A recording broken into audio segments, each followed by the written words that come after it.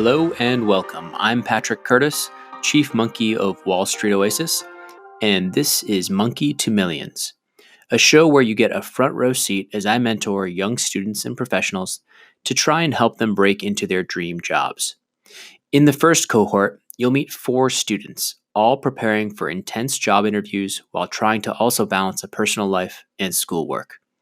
The goal of this show is to shine a light on the struggles of trying to break into competitive positions with a non traditional background and to give you a roadmap for your own success. My hope is that as you get to know these 4 impressive students, you are inspired to dream big. Remember, these are real people and this is their true story. Let's get to it. In Grace's 6th session, we find out that she's been super busy with networking calls and coffee chats. She's really smart to be aggressive and apply to accelerated sophomore internships, even though she's just a freshman. We talk about balancing her workload from the internship, schoolwork, and interview preparation, and I encourage her to try and start prepping for the technical portion of the interviews, even just 30 minutes per week, to make sure she isn't caught flat-footed in a case where an interview is unexpectedly offered to her. But first, hear from Grace over the previous few weeks leading up to this session. So it's another busy week. I worked about 20 hours total my internship the past 2 days, in addition to having had class the one day. So today is kind of my catch-up day with a bunch of classes and catching up on schoolwork. And then I've had some phone calls this week as well as a coffee chat. And in particular, I spoke with one person, a Fordham alum, who I had spoken with before back in the fall. And she was really helpful with telling me about other opportunities, even though I didn't get into the women's program. She said I think they received more than 8,500 applications this year, so they had a very limited number of spots for freshmen. So it's not too surprising that I didn't get in to that. But she was telling me about Goldman coming to Fordham's campus a couple times later this spring, and even though they don't usually invite too many freshmen to those, there are ways, and she told me that I can try to get into those opportunities, and they're really good for networking with people at the firm and breaking in for when applications for summer 2021 open up around, I think it's July, she said. And other than that, just I've been working to send out more LinkedIn invites and set up more phone calls, and then just catching up on schoolwork. So I've had a very productive week. A bunch of the applications for various diversity programs that a lot of the banks have been opening up. So I've been applying for some of those, even some of them which are only technically for sophomores, but I've been encouraged by others to apply for some of those, even just in case they might overlook the fact that I'm a freshman. You never know. But then some of them are for freshmen as well. So an RBC one just opened up this week, and with that one, if you get into that program, it's a few days in the spring, then it's an essentially guaranteed super day for summer 2021 internships. So I'll definitely be applying for that. And Macquarie as well has one that's especially infrastructure focused, so I'm definitely interested in that since that's an area that I'm interested in. And then on the networking front as well, I've had a busy week, made a lot of good progress. So I actually had 5 phone calls today, as well as a few others earlier this week, and I have a coffee chat tomorrow. So a lot of them have been really good conversations, people willing to help me out come the fall or next summer when I'm looking for internships. So definitely a good, productive week. Awesome. So I just listened to your update. Sounds like you're doing really well. Mm-hmm. Yes. So very busy, but good busy with lots of calls. And so tell me about those calls. Like, were they for just through your networking efforts? Yeah, so it's basically just a continuation, I guess, of what I have been doing. A lot of alumni, mostly younger people, and then I guess a little bit too of a random mix of other things. How are your cycles going? Are you starting to get like overwhelmed at all with the number of kind of reminder emails that are popping up in your inbox every day? I guess a little bit, but I get like a lot of what I've been doing the past couple weeks is just having calls with people or kind of contacting people who I reached out to a while ago and then finally like actually getting in touch with them, not necessarily as many new cold messages. Okay, that's good. And then I think we talked about this many sessions ago. I just wanted to make sure you were using it. Do you use the templating feature on Right Inbox? Yeah, like for follow-ups. Yeah. I have that. You do? Okay. I'm going to show that just real quick. I'm going to share my screen because I think for people don't realize how powerful it can be. So if I go here, I'm composing a new message or I get a new message.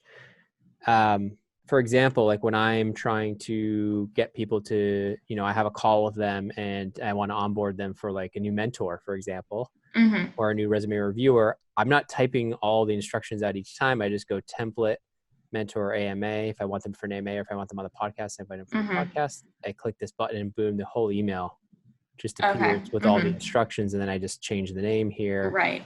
And so it's a game changer. If you have like a set number, you can see all the templates I have in terms of like people after they do an AMA, thanking them and then just getting specific. It really, really saves time. So I encourage anyone who hasn't seen this, this is kind of what I use for my reminders. If it's something I want, obviously like to remind that day, I'll do that. If something like 3 weeks or 7 weeks out, just to make sure some things don't slip the cracks, I almost always put a reminder on an email, but it's pretty powerful. So I just wanted to show that to people, make sure you are using this. So you have like certain templates for like first follow-up, second follow-up, third. Awesome. Yeah. You're on top of it. And the of reminder tool is so helpful as well. Oh, it's amazing. Cause like, otherwise how do you even keep track? Like you can have a spreadsheet, but the reminder tool is so much easier because it just shows up. And you have the whole thread right there too. Yeah. The whole thread, you just have to do it. Right. It's like, oh, I guess the timing has passed. And sometimes I feel awkward about it because it's like, oh man, they didn't respond. Is this okay? But if you leave a big enough gap, I don't think it's awkward, And I found that especially when I'm following up, I get a lot more responses if in that email I put specific times I'm available, right? As in like from this hour to this hour on this day. So sometimes that takes a little more time, but it increases the response. Yeah, that's a good point. I think the other thing is I use Calendly. I don't think you can do that. Really? Have you heard of Calendly? No. So Calendly is like a calendar tool that allows people just to click and book time with you. I think as an undergrad reaching out to professionals, it's a little bit presumptuous to be like, hey, book some time on my calendar. So I wouldn't advise it, but it's actually another good hack just to keep things organized. I know with me, I started like a couple years ago and it saves me probably at least 2-3 hours a week of like trying to coordinate back and forth with like different people. Just like, hey, maybe it's easier. I'm not like, hey, book a time on my calendar. I'm like, maybe it's easier if you just grab a time that's best for you. And I just throw it out there. You do have to obviously keep it updated and whatnot, but for the young professionals listening to this, it's a huge game changer, or even maybe the entrepreneurs. If you use that tool, it's Calendly. And there's lots of them out there. That's just one of them. Cool. Okay. So you are using the templates. You are you aren't going crazy on the new outreach because you have so many things to apply to. You have all these, a lot of follow-ups to do. So how many, like, are you setting it so it's hitting your inbox every morning, like 8 a.m.? Yeah. So I guess most of the time I do like a 3-week cycle, at least for the newer people, I guess. And so sometimes I'll get like 10 emails or 15 emails each morning. Not every morning, but just some. Some mornings you're like, oh boy, I'm going to get through these. And I'll stagger doing follow-ups if I do put in specific times that I'm available, since there's only so much time and I can't send the same open times to 10 people. Yeah, you send it to like 30 people and they all book at the same time. Right. Like, no. That's where Calendly helps because you don't have to, if somebody grabs it, it disappears. Right. But yeah, no, that's a good point. I hadn't even thought of that. So you're staggering that. It sounds like it's in a good rhythm. What do you think the response rate is on the total cold, just pure cold? It's difficult to say, especially because doing it through LinkedIn, I feel like there's a lot of people who don't check LinkedIn that often, or they don't check their invites that often. Right. So sometimes I'll get a reply back maybe 3 months later. Right. But I'd say maybe around 30%, 40%. It's pretty good. difficult to say. That's really good. Sometimes especially if it's a Fordham alum and a younger one, I have their email since you keep your Fordham email. So like I can just type in their name and it'll show up. And so that's been a good way to more directly And so reach out to certain people. have you been doing searches? Tell me what you've gotten through in terms of the connection requests on LinkedIn. Because remember, after you get the connection request, you can grab the email. Yes. So I've been doing that for the majority. Perfect. Yeah. And so tell me about which ones have you hit up like all the Fordham alums yet? Have you kind of like a lot of the junior ones at least. Mm-hmm. So there's a lot of Fordham alum who work at really small boutique banks, kind of middle market. Yep. And I've talked with a lot of them. And then I've also been going through, I guess, some like more bulge brackets, especially at Goldman. I've talked to a bunch of Fordham, I think like 7 Fordham alum. Nice. And then, so I've been trying to kind of take it group by group and specifically target the people and the groups that I'm interested in. Cool. And tell me about like your rate. I know you slowed down a little bit since last time, but you have so much school and stuff and all the internship now. How's the internship going? It's been good. Yeah. You've been doing about 15 hours a week, I think is what you told me. Yeah. It's closer to 20. Okay. In that range, but it varies by the week. And you're okay with school though? Keeping up with school? Yeah. It's nice because it's back to back when I'm in. So it's Tuesday afternoons and then full day Wednesday. Long day. So, yeah. So when you go in, what are they having you do? Just organize databases, templates, the pitch decks? What are you putting in the profile? It's been a mix of stuff. So this week I was working on some referral deals for them. So really tiny companies where they don't even run the whole process. It's more just like they put together buyers lists and like my MD, it's just kind of him using his connections. And then if they end up reaching a deal just between the two companies, he gets like a commission. Got it. So I was making teasers and kind of doing P&L stuff for those companies. Very cool. No comps yet or anything like that? No. Oh, the joy of spreading comps. You'll get there one day. Yeah. It's probably just because of the limited hours I'm in right now. I can't get too involved in anything. Exactly. Yeah. They're kind of just having you do small projects where you can stop it and start it back up when you come the following week. Okay. That's good to hear. In terms of just anything else, what's going on with so the outreach, would you say you're doing like 5 a day on average? Are you bulking it on the weekend for the outreach, like the new outreach? Mostly. Or have you stopped it completely? It's mostly on the weekend, and then I'll have drafts saved if I'm doing any kind of emails, especially for the follow-up emails. I'll just kind of stagger that, like I said. And then and the LinkedIn, like sometimes I'll have a ton of profiles and then I won't send out all the requests at once just because of either time to actually send the requests or time to schedule things. But I always have kind of searches pulled up with people. Do you think, what do you think you're averaging on the outreach? I see you're well over 500 connections now. So yes. What are you up to now? Can you tell us? I think it's maybe 515. Okay. So you just passed the 500. So now it's right. Which is exciting. Yeah. I mean, I think, I wouldn't slow down. I mean, it's great because if you could, the good thing is you're doing the calls. So the 5 calls today, like, can you give me a flavor of who they were with and how they went? Oh, so that was, I think, last week, right? Last week, sorry. I was just looking at your update, so I figured it was. I'm trying to think. I had a coffee chat yesterday and then 2 calls the days before that. And then there was 2 people at Goldman, 1 person at Stevens, someone else who works real estate. What groups at Goldman were they in? One was public finance, and the other one was S&T. And that was someone I'd reached out to, I think, in October. And again, it was like 4 months later, accepted the request. It takes a long time sometimes. Because like you said, people are so busy and they don't check. And they're like, oh, I should have helped her, or they feel bad, or they have a pocket. Right. Okay. So you're basically doing a lot of calls, maybe an average of 5 a week, like almost 1 a day, would you say? On average, I'd say that. Okay. And then coffee chats, you're actually meeting with people now. Yeah. And I have a few set up for next week.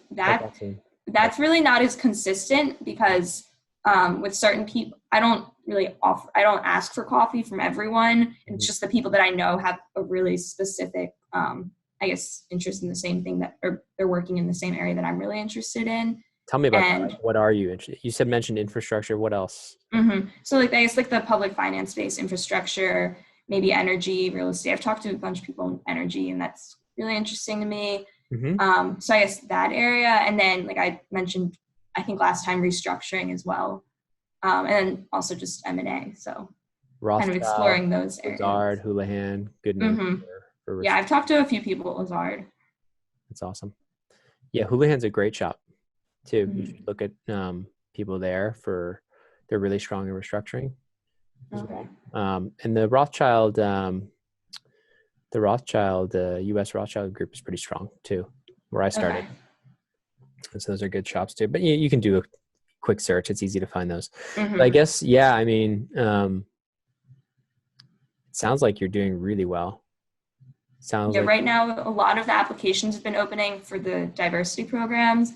So most of them are for sophomores, but there's a few for freshmen. So like Credit Suisse just had their freshman application open today. And so it's late February. When do you think you'll hear? So like their program, it's a 2-day thing at the end of March. So I think I hear back within a couple of weeks. Soon. Okay. You have to hear back soon. And then you said for one of them, for RBC, that guarantees basically a super day. Yeah. Is there anything like that for the others? Not that I'm aware of, at least for freshman ones where they open it to freshmen. So I applied to a few of the sophomore ones, but at least I heard back from a couple of them. I didn't get it, which makes sense. But I think at PJT, the person from HR actually sent me an email from a person saying, we'd love to have you next year. Just it's only for sophomores, so it's worth a shot at least. Perfect. Hey, it looks good. I mean, you're doing all the right things. You're getting all the right things on your resume. Unfortunately, those 2-day things, those workshops, you can't really you're not getting that much out of it, right? Right. Versus the internship is much more valuable. And then obviously the summer internship is a ton more value because you're actually there full time and working long hours. So,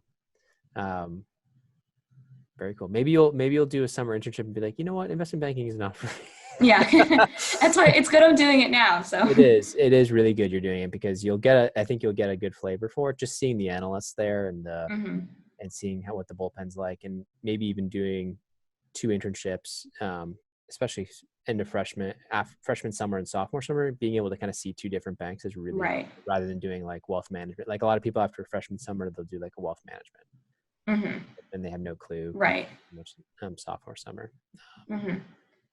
Okay, that's good. So what else is going on in terms of classes? Everything's good, workload? Yeah, my schedule this semester is a lot more difficult. So it's a bit more work outside of class, but it's manageable. It's good. So. When do you finish? May? Yeah, I think May 13th sometime. Oh, early. That's really yeah. That's awesome. And then I'm in midterms right now, this week and next week. Fun. So. I remember those days. Okay, so yeah, how can I be helpful? I guess. Do you feel? So remind me kind of what we went through. Did we ever do any mock interviews, behaviorals? I think we did a little bit of that early on, right? A little bit. On these coffee chats you're doing and on these calls, what types of questions are you asking them?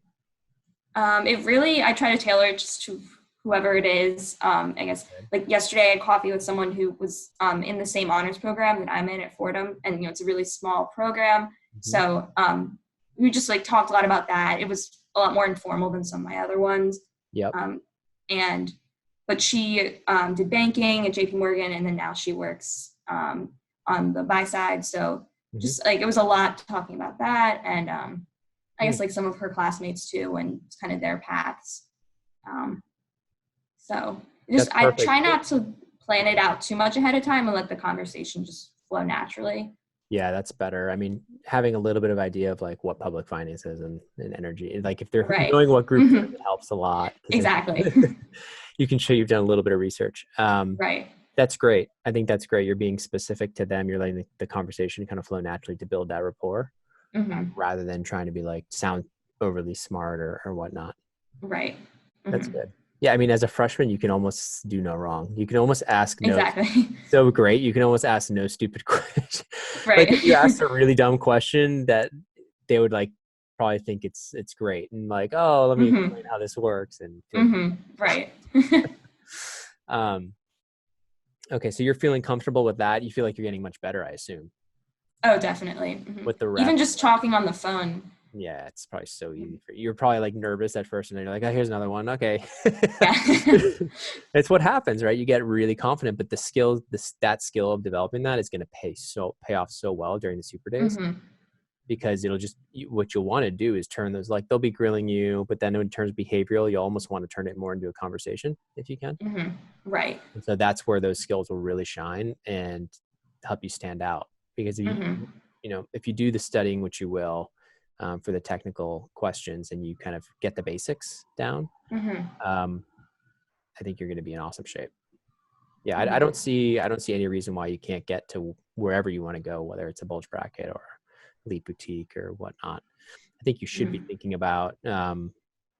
I think it's good you're thinking about the different groups and what they're like. I mean, some of the questions I'd ask specifically for some of these coffee chats and interviews is trying to get a sense of the groups really, because like that's Hmm. actually really valuable knowledge um, about knowing, do I want to work there or not? And so you can pick That's up true.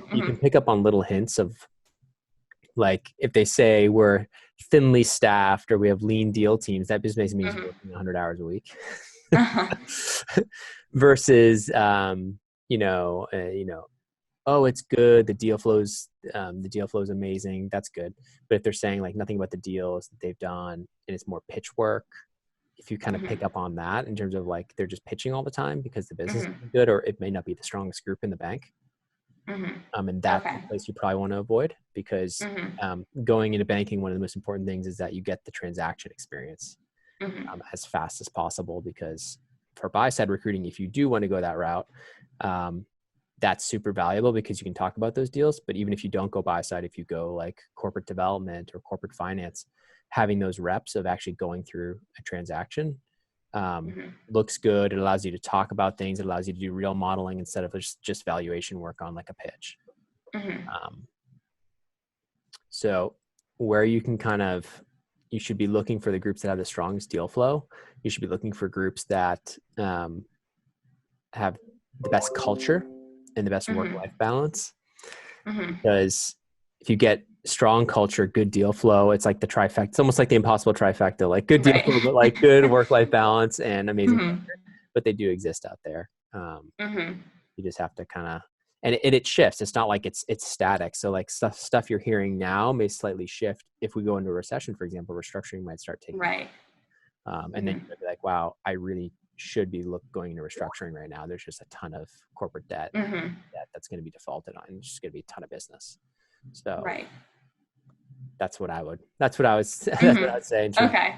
like actually go in trying to get some of that information a little bit. Hmm. You don't want to be too like aggressive about it, but Right. kind of getting around that of asking about the deal flow and how the analysts work. Are the deal teams structured with like always an analyst, associate, VP, or MD, or sometimes it's like analyst to VP?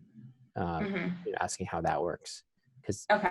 I That's think good to know. yeah, you can get a sense of how it is if you see a lot of if the group is oftentimes like understaffed or overstaffed, like or understaffed, they don't have enough bodies. They'll have like an analyst and like an MD working just hand Right. together.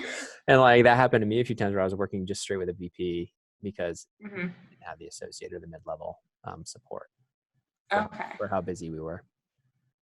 Okay. That's helpful. Thank you. Thinking what else I could, yeah. So like really go into them, I think with the curiosity about that specific Hmm. firm and that specific group. And then you can even if the person's not in that group, um, you could still ask questions about the other groups and be like, well, okay, well, in the group, like, what do you feel like is the best, not what's the best group, that's too like, but what groups do Hmm. you feel like have a good reputation? They're doing a lot of, doing a good deal flow. I'd Hmm. love to get your perspective, like from the inside, because obviously there's rumors and everything on the outside and we can see Hmm. like deals that are done, but I think internally it's good to know like what groups are well respected. And Hmm. I think you can get some really good info there and then kind of position yourself for one of those anything you're hearing like really good things about, in terms of deal flow and culture. Those should be like your top things. Because I have a feeling by end of sophomore, you're going to be able to pick. I would be able to like really kind of direct where you want to go if you continue this path. If you continue actually putting in work, I think you're going to kind of direct that. So Okay. and I don't want to like put my biases on from what I see, what I read in the forums, and what I know from like way back, because things shift like, you know, even every 6 months, every year. Right. That's what I was thinking. Like I've seen things on the forums, but a lot of times they're several years old. So Even if it's like a year ago, maybe an MD left that was the best MD, and he or she went somewhere else, and now all of a sudden the group's doing much less deal flow, and all of a sudden, you know, whoever's leading it is like really aggressive, and it's more toxic, you know, so you don't know. Right. So that's super important. What else can I tell you? Specifically, so like the coffee chat, it sounds like you're feeling very comfortable there, which is most important. What about like any interview prep? Are you know, I know you're not going to need to do that for a while, but did you ever, you sent me kind of those stories, right? That you had? Yes. Did we ever review them? Did I ever get back to you on that, or am I? I think you left like comments on them, but we never reviewed them, talked like verbally. Okay. Can you relink me to that? And I'll look at it after this.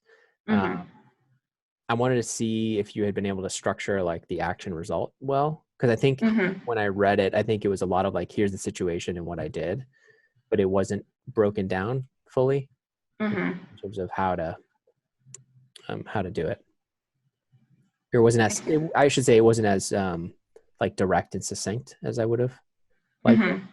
So I just want to keep working on that. I don't want to just like forget about that for like 6 months, a year. And then all of a sudden an interview is coming up and you're like, wait. Right. Because besides the coffee chats and that stuff, which is helping your interview skills, the technical, you know, making sure you're solid on the technicals. Have you started studying it all in our IB course, like the technical side? I've looked at, so I guess like that really big PDF, I've gone through that before, but not extensively. Yeah. So, at least the basic stuff. Like the basic accounting type questions. Basic accounting, 3-statement modeling, M&A. Yeah. I mean, there's different sections. There's like one on options and trading and pricing. You could look a little bit at like just the basics there. Make sure you understand the basics. Especially if you're going to start interviewing for S&T, although I would probably I'm not really looking. I would push you away from that. Yeah, it's kind of a tough place to be long term because of all the automation. Right. Okay. Yeah. So I mean, it sounds like you're doing 20 hours a week at the internship. You're working. School is a little bit heavier, so maybe we put that off. If I had to decide kind of one thing for you to focus on, I would tell you just to keep building the relationship instead of the interview stuff. But maybe if you can carve out like even a half hour a week to review a little section of the technicals.